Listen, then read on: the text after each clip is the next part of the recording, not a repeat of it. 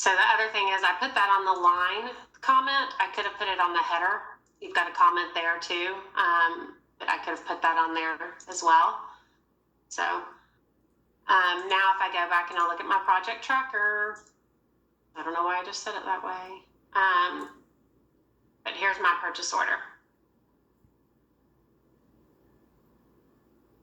So now if I can bring those in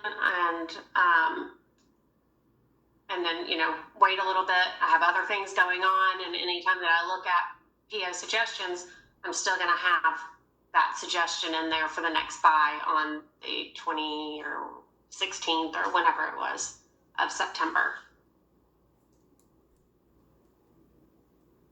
Does that make sense to you guys? I have a question. Uh-huh.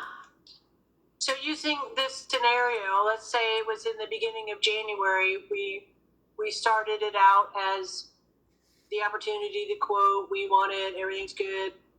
And I know it's a VMI, so I know they're going to keep on checking it over and over again. And I know that, say now it's October and the price still hasn't gone up, but I've gone past my original 100,000. Mm-hmm. And do I continue to use, as long as the pricing is the same, attaching these releases to my original project ID? And that's how I get my buy history of this part number. So I don't have 100 different buy histories to the project, to multiple project IDs. As long as the pricing is the same, can I continue using that project ID and re-upping the amount and keep on doing the same thing over and over again? You can, if you wanted to. So that's the thing about this. I mean, if you needed to, let me think about this.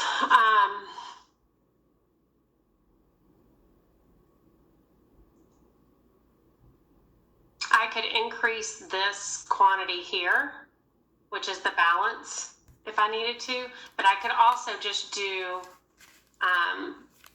another sales order. I could duplicate this sales order and tie it to the project. Okay, so I know we haven't seen any reporting or anything, but let's say I didn't do that and it's the same box for over a year and I have 50 different projects. Will that all print out on one thing so you could see that I ordered it 50 times? Yes. Hold on, let me look at my, okay. So you have different ways of looking at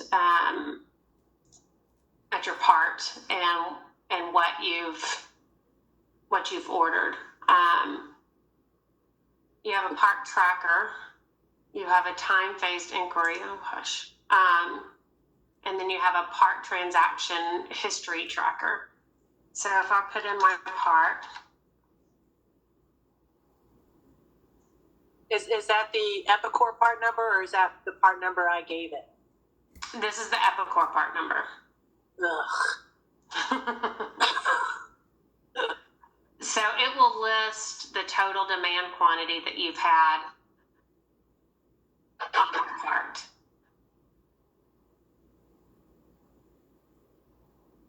So if I'd had another order, it would list it. Does it have pricing and everything on there?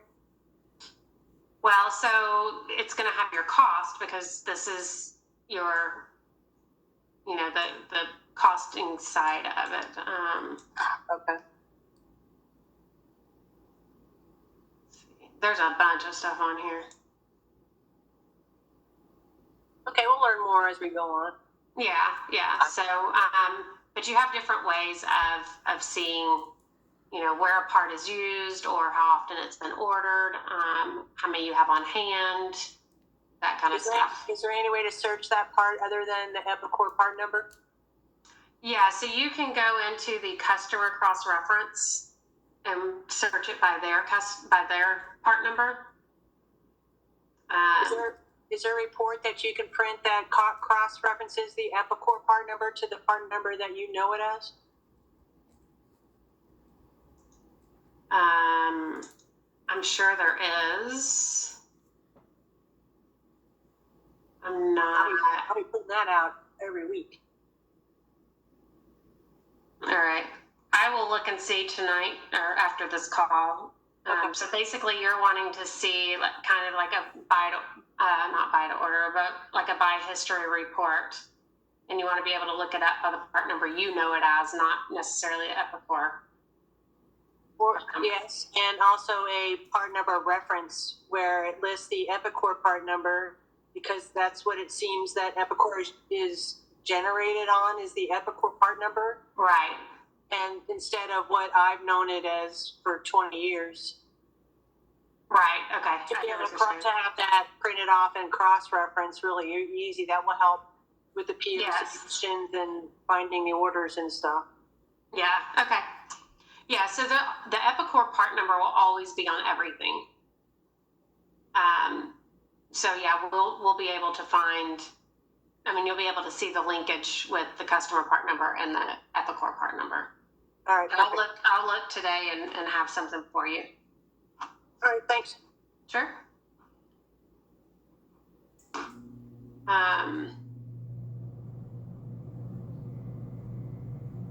I don't remember what I was doing, but all right, so that's basically how releases work. When you look at the sales order. So like I said, the biggest thing and again, I had a hard time too, is wrapping around this first release becoming your last release. So if I'm going to go ahead and order or add another one. Laura, I have a question. Yeah. So that screen right there, if you were to put, release number 4, you'd put, let's say you put 60,000. Mm-hmm. What would happen to your release 1? Would it just turn to 0 and stay there? Because then you're complete? Well, let's see, Jen. I believe so, but let's see. Okay. I actually maybe might go negative. Yeah. Yeah, so it won't allow you to do that. What you would want to do is basically, okay, I know. Hold on, let me just change this. Well, but you ordered 100,000, you would have 60,000 left, right? Which is this first release. Right. Oh, you would just change the date of that? Exactly. Oh, okay, gotcha. Okay. Yeah. So if they decide they don't want to take it in 20,000 anymore, just go ahead and send me the balance. You would just go ahead and ship that first release. Okay, and so let's say they wanted it October 15th. So would that drop down in order after your last one, or would it just stay there? It'll stay here. Okay. Yeah, so if we were to put this as,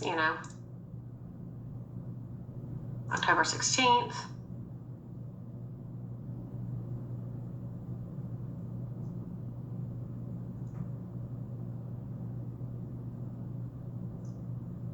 I'm going to delete this one because I just messed that.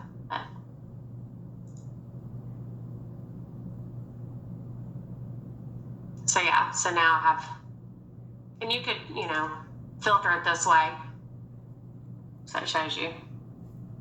Okay, thank you. You're welcome.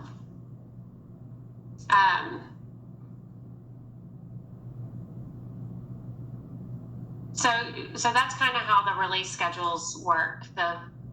Think of the first release becoming your current back order in today's world. So this release number 2 is actually your first shipment off of your original order in today's world. Then release number 3 is your back order 1, and then your release number 1 becomes back order 2. So basically that first release is your last back order based on how many other shipments that you've done. You're really teaching old dogs new tricks here. Trust me, I know. Here, look. I'm a pretty old dog myself, so I totally get it.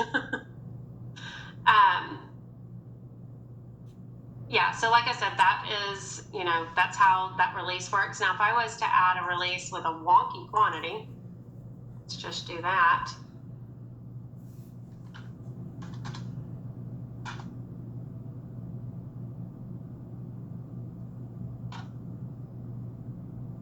And I don't know, I'm just no idea what my dates are doing right now, but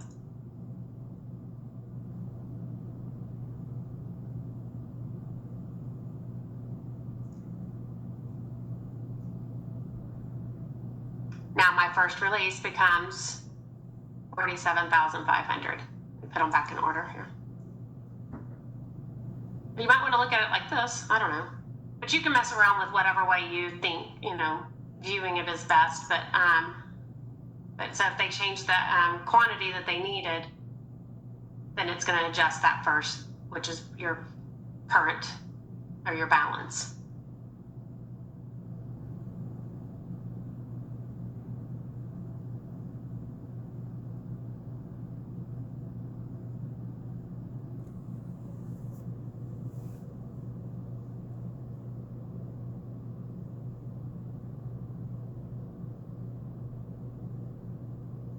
Does it sort of make sense? Is it not completely foreign looking? So now if I was to go ahead and generate suggestions again, let's move this date out again.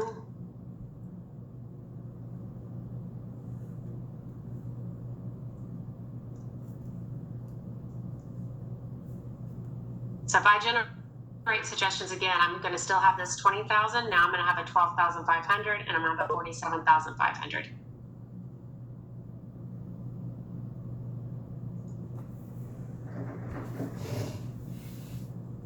So let's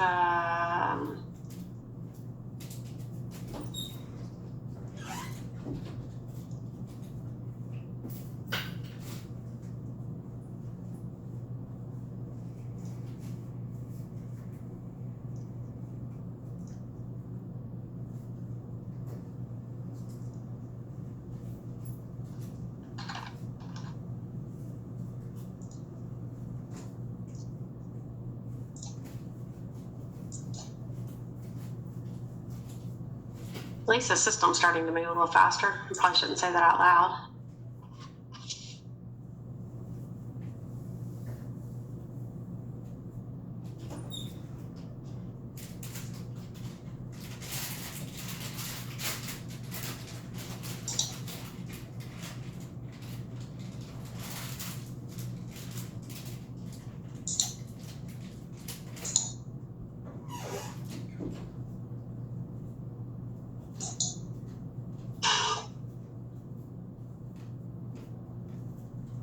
The system monitor doesn't want to work today.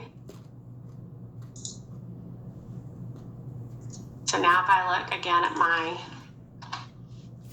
suggestions, select all. So now I have this one, which is the balance. I have this one that I added the 12,500 of. And I have this 20,000 that was here before. So any adjustments that are made to the sales order, then when PO suggestions is generated, it's going to reflect any of the changes that were done on your sales order to suggest when you need to buy something and the quantity that you need to buy it.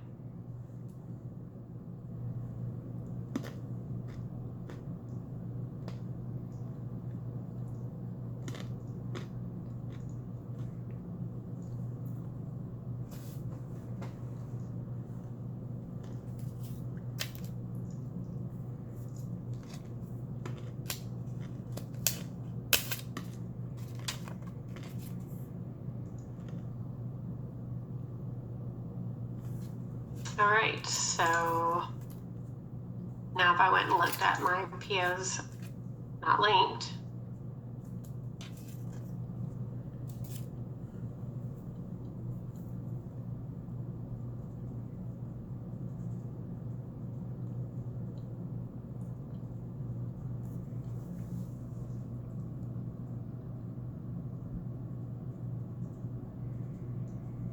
And here's mine. So I know that it's PO number 1302. I can just go and open that and tie it to my project.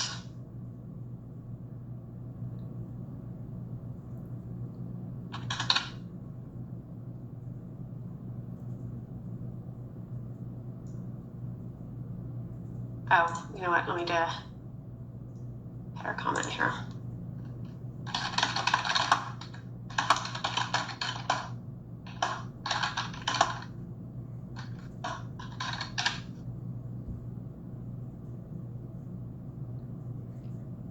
So just to show the difference here of, if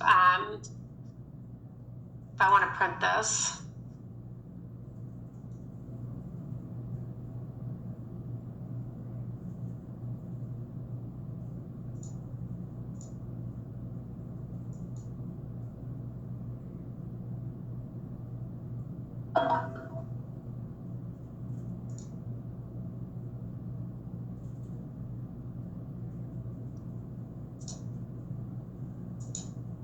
and I'm going to print this one too. No, a 5-minute slot.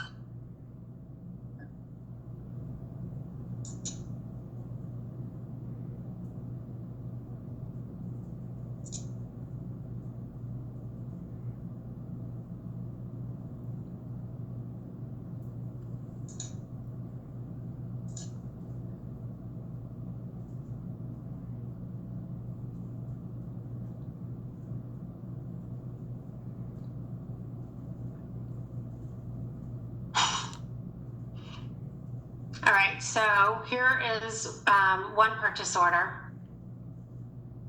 And I put the comment on the header, so that's where it shows up. The other purchase order, I put it at the line. Oh, I guess I didn't. Whoops. Oh, I printed the same one twice. Sorry. Hold, please.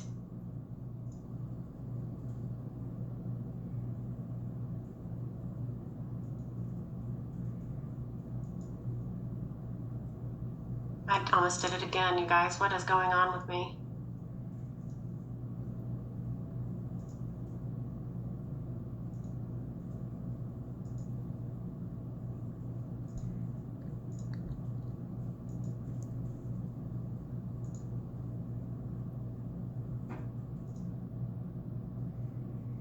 Okay, so this one I did at the line level. Here's my comment.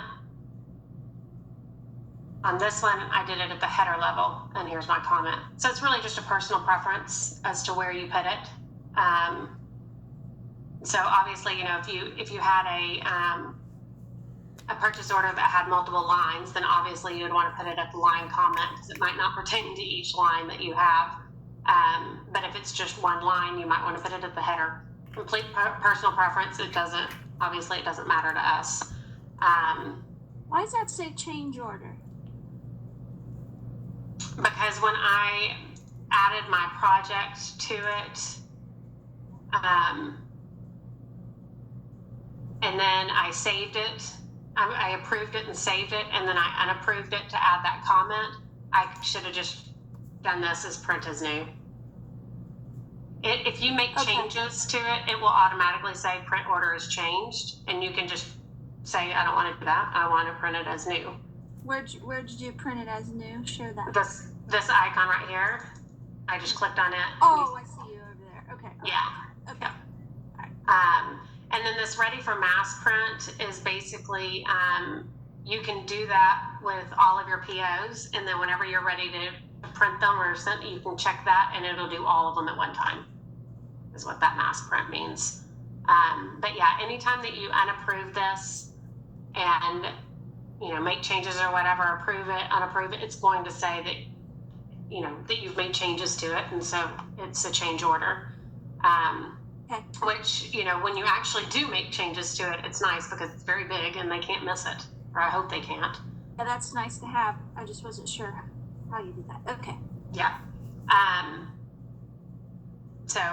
So yeah, like I said, as far as the comments that you put on your purchase orders, it's, you know, again, it's a personal preference as to where, I personally think it shows up better when you do it at a line level because it's got the little box around it. I guess the other one does too, but it's not as, I don't know. It seems to stand out more when it's down here, but that's me. So it'll show them the due date and the quantity and where the release is going.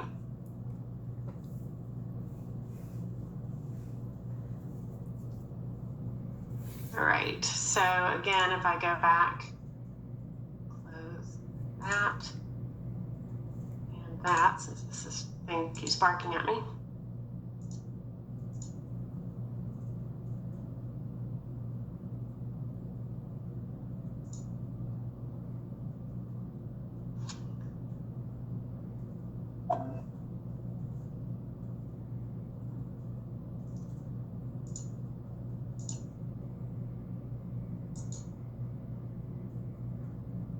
And now I've got 2 POs linked to my project.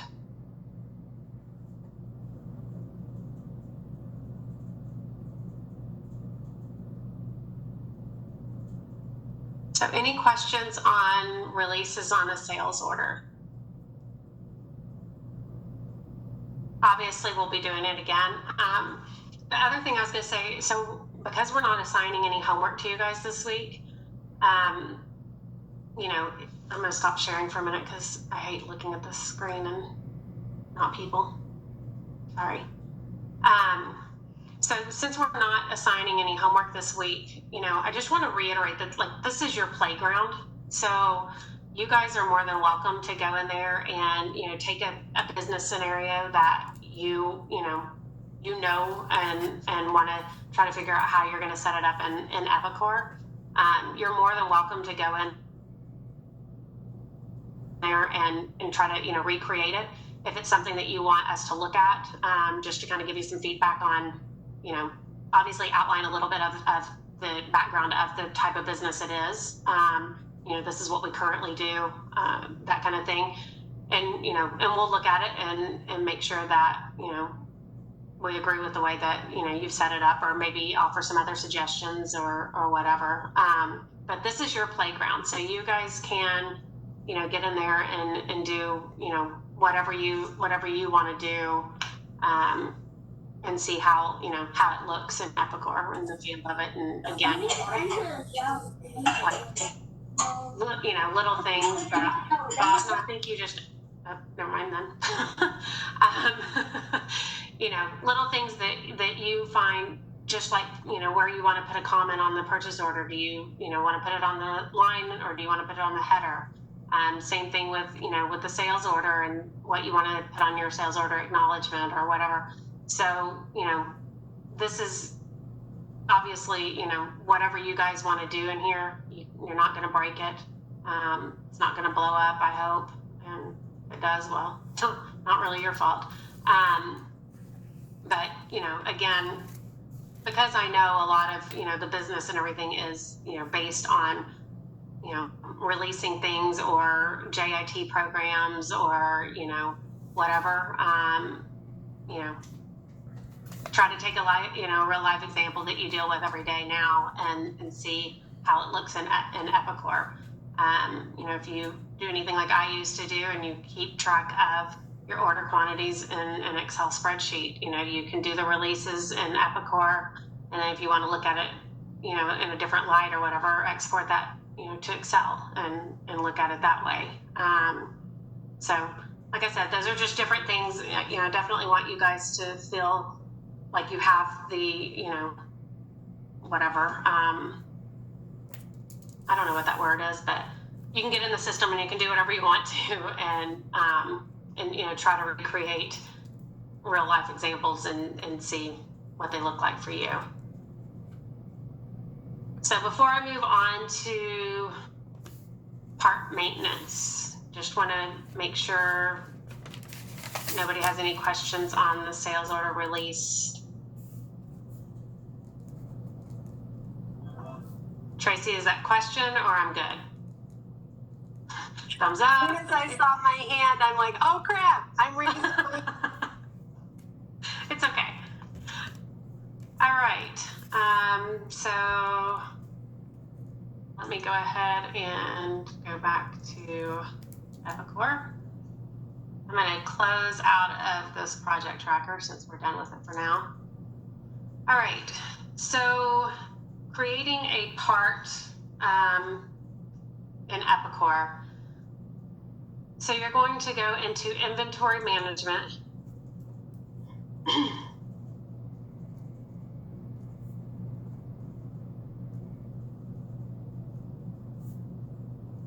Setup, because you're setting something up. And you're going to go to part.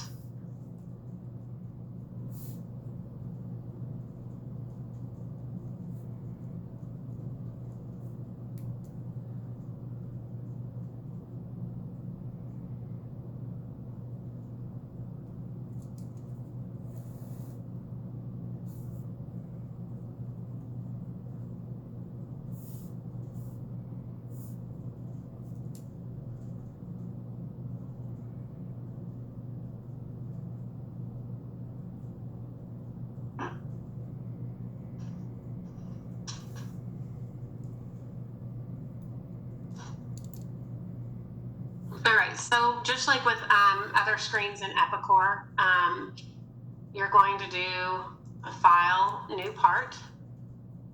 And because the parts are system generated, it's going to give a 0 right here. So description, this is going to be the description that you want your supplier to see. So if they gave you a quote number or, you know, whatever, you can put all of that information in here. You also have this whole box. So if you need to write, you know, your daily regimen or whatever, I mean, whatever details, you know, if it needs to be packed a certain way or, you know, whatever you need to put in there, you have a lot of room. So I'm going to say that this was quote number, and it's a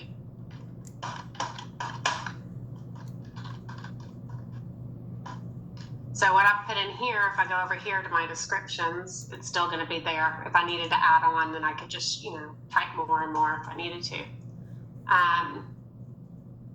So my group and class. So this is what you guys do normally on the quote. It'll ask you for the product group when you're doing the quote line.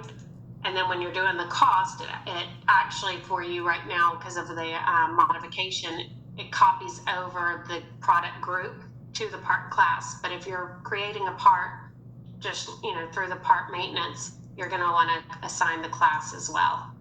And I can save this. And when I do, it's going to generate my computer or Epicor generated part number.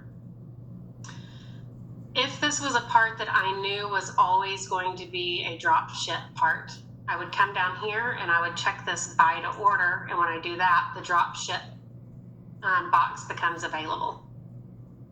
What that means is that every time this part is ordered, it's going to ship direct from the supplier to the customer. I'm not going to do that, so I undid that. If you had revisions, you could do a new revision here just by going to File, Part Revision. But mainly what's required to do is, so there's also these checkboxes, these checkboxes that are automatically selected, which is the use part ref, which we always want to do. And then the track lots, and that's for the finance part of it.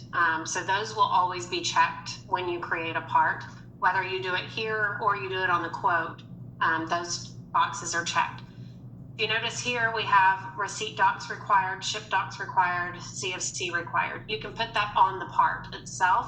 So if I know that I always have to send a certificate of compliance with this part to my customer, I would check this box. If I know I always have to send, you know, some type of shipping documents, I would want to check that. And if I expect to have some type of documentation when I receive it, so if I'm getting a certificate of compliance from the actual manufacturer, then I would want to check that box here. Other than that, I have a question. Sure. On this screen here, if our, because this is supplier, so if our supplier our own part number that we have to include, where do we put that? You can put it in the description. But there's also a place, another place, which I'm going to show you guys, maybe not today, but Oh, okay. where you can do a supplier part number as well, which will print on this. Okay. Yeah. So like I said, these are optional check boxes that you can do. But the next thing that you would want to do is go to this sites tab.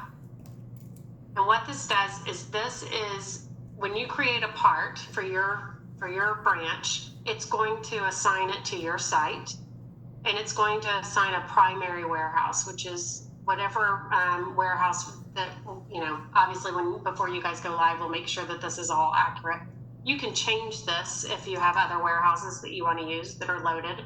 You can put it in wherever this part's going to go. So if this part was going to go to this 3PL, then I would just want to change it there.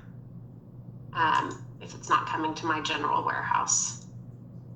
But this is a requirement as to where that part is primarily going to go and ship to. If it's not a drop ship. Correct. If it's drop ship, it's still going to have just this. It has to have a primary warehouse just because of the way that the software is configured. But it will be it'll override the warehouse part of it if you have it as a buy to order drop ship. Inventory levels. So this is what I was talking to a little bit yesterday as minimum quantity on hand and maximum on hand quantity. I will say that if you use minimum on hand quantity, you don't want to use safety stock.